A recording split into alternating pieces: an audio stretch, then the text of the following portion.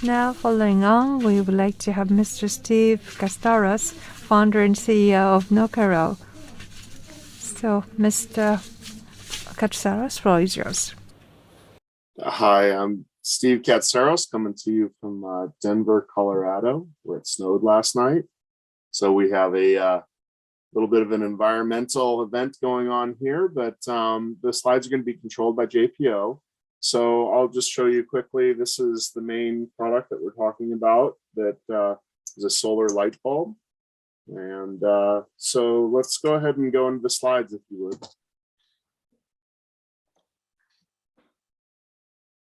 would. Next slide. So part of my innovation story goes all the way back into college, when this gentleman, who is Alan McDonald, taught at Purdue University. He and we won the National Inventors Hall of Fame Collegiate Invention Competition. And he always taught me, next slide, to tackle big problems. And if you could, presenter, whoever has control of the slides, to the next slide. And that's exactly what I've been doing for my career, 30 years at this. I'm a U.S. patent agent, and I'm a trusted expert on all matters of IP.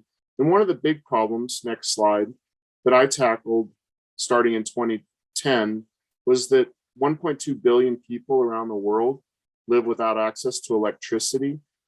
These individuals are relying on the last energy source that they can find, which is kerosene.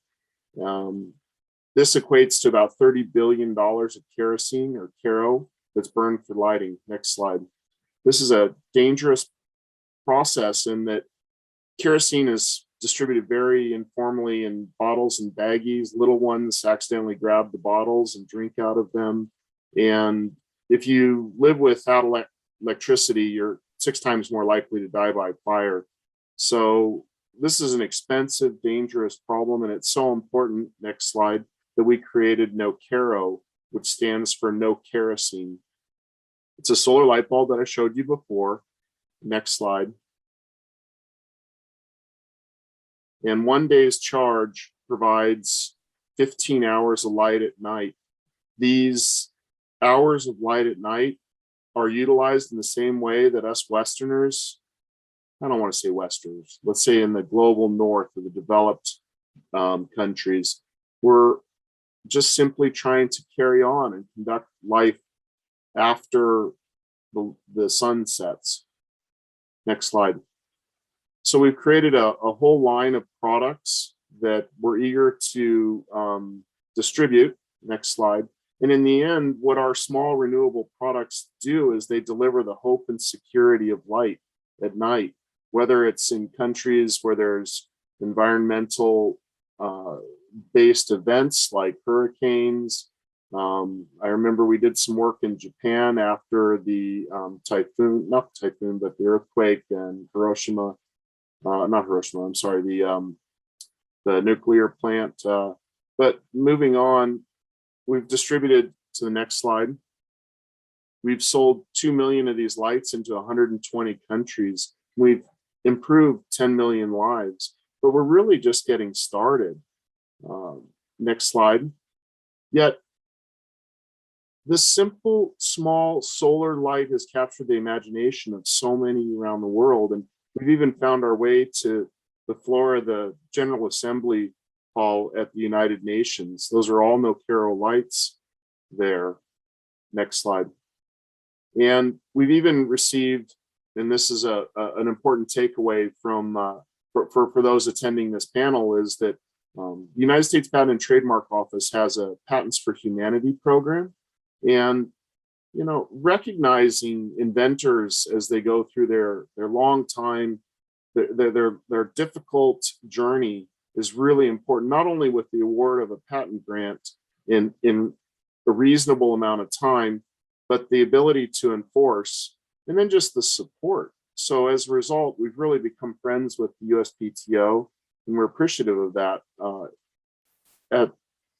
We have patents that have coverage in 48 countries. Next slide, please.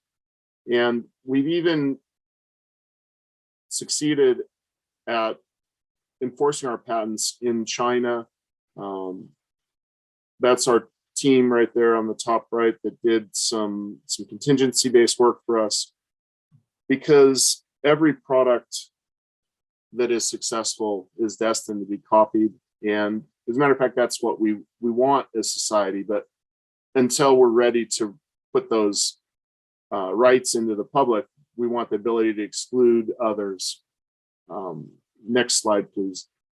Nokero is currently on pause, and I know this is a bit of a disruption to this, but you'll understand why in the next slides here. It's just the global supply chain and the markets that we were targeting were really challenging after 10 years of work and some IP missteps that we had.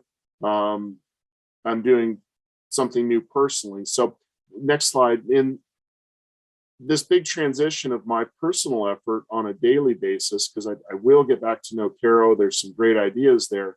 I've stumbled across this patent, or excuse me, this journal called The Bright Side of Patents, and it finally put some data behind what I believed in my heart to be true about the value of patents to startups and why we even go through the effort. And as you can see in these small icons summarizing this other seminal document, going through 45,000 patents, is that if you have a strong patent portfolio that issues early, you will have more employees, your revenue is greater, you're twice as likely to go through some type of an exit event, whether that's income, raising capital through an IPO and going public, or just simply being funded. As you can see, 53% increase in VC investment. Now, this was introduced to me, this document, from a friend, Molly Kosielski at Denver's Patent and Trademark Office. And it became a big part of the next. So if you go to the next slide, I have been very focused on representing Project Canary as their patent agent. I think it's important to point out that Project Canary I'm not an employee. I'm their practitioner of record, and I serve their IP needs since before they were even founded. But what they're focused on is reversing climate change through just measuring and mitigating the emissions of unspent hydrocarbons. And in the next slide, if you would go to the next slide, you'll see that there's these air quality measuring units. And on the inside of that box is a VOC, so methane detector. There's an anemometer, solar panel, and the Suma canister is useful for capturing just samples on site when there's a leak event. So where these are installed are at oil wells and oil facilities. Next slide. And it provides rich data that's sent out by telemetry, and we have a lot of back-end machine learning and AI that is not only detecting that there are emissions leaking at a site, but the total quantity of that, because the EPA estimates are off by a factor of 10, and real-time leak events can completely overwhelm just standard operating events. So we have a dashboard, and each client can get notified if there is an event and initiate a truck roll to go and fix. Next slide, please. I've basically shared the view of this on top level, but we're here for the patents. So next slide is that even though this company is just over 2.5 years old, we already have 7 US issued patents. We have 3 additional pending patents with issued claims or with allowed claims. We have healthy PCT strategy, including 1 foreign national application right now. So we've utilized some of our best in class processes to get patents to award early. Next slide. So when we compare Nokero and Project Canary, Nokero is working on a longer timeline. I will get back to that. It will become a huge success, but we were practicing stodgy law. We went through very traditional process to procure our patents, and the patents didn't grant until 4 years later, after initial filing of a provisional and then going through a PCT program and then national filing. And while we wound up with this robust patent portfolio, time marched on and a lot of competitors followed us. And so what I did at Project Canary is completely different. Oh, and we raised $2.5 million at Nokero. Well, at Project Canary, the story has been, let's get our patents as quick as we can. And I'm proud to announce that 2 weeks ago, we raised $111 million in the US. So at the end, the 80 growing to 160 employees, the patent portfolio that is now standing at 7, that's growing to 70 over the next 2 years. All of this is really supporting and motivating investors to join our movement. And that's the single most important side of IP. It's next slide. For me, it's not about, a patent, traditional practitioner will say, oh, I'll give you the right to exclude others from using, selling, importing the invention as claimed. But for me, it's just to flex a bit and to show your technical prowess and to establish that, yes, we are here, we're serious players, and we're going to own the market. And so with that, I know that we have some questions. We probably just go back to my video, and thank you all for your time and your interest in environmental solutions that are backed by IP.